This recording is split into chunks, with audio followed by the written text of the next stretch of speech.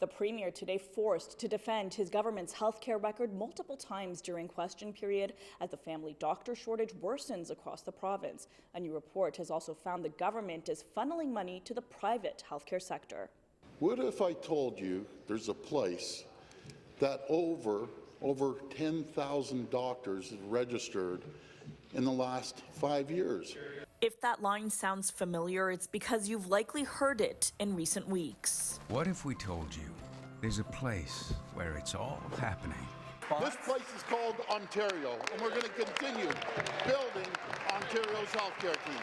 The premier repeating lines from his government's taxpayer-funded advertising campaign during question period. I know they spent millions of taxpayer dollars on those ads, so they want to get their money's worth.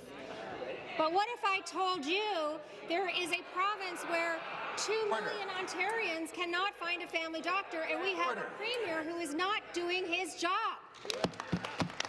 Some of those Ontarians came to the legislature today.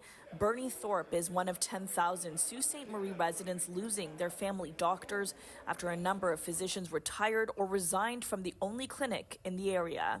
What was going through your mind when you heard this news? A little disturbing. I'm not exactly a youngster. You must not have much hope for finding one.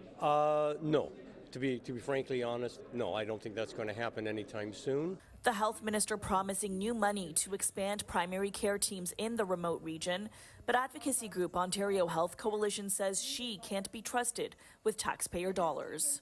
They're just shunting money, pouring money, hundreds of millions, literally, just over a few years into private for-profit clinics and hospitals. Through Freedom of Information requests, the group found funding for private for-profit hospitals and clinics has increased up to 300% since last year to build new privatized operating rooms, while operating rooms in public hospitals across Ontario are unused the majority of the time.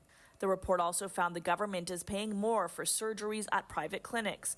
For instance, a cataract surgery costs an average $500 at a public hospital versus $1,200 at a private clinic. At the same time, clinics are extra billing patients for add-ons to procedures that are covered by OHIP. More people are taking out their credit card to pay for healthcare than ever before. The health minister's office has since responded to that report. They say they've in fact made historic investments in healthcare, adding $18 billion to the healthcare budget since they took office in 2018. For City News, I'm Tina Yazdani.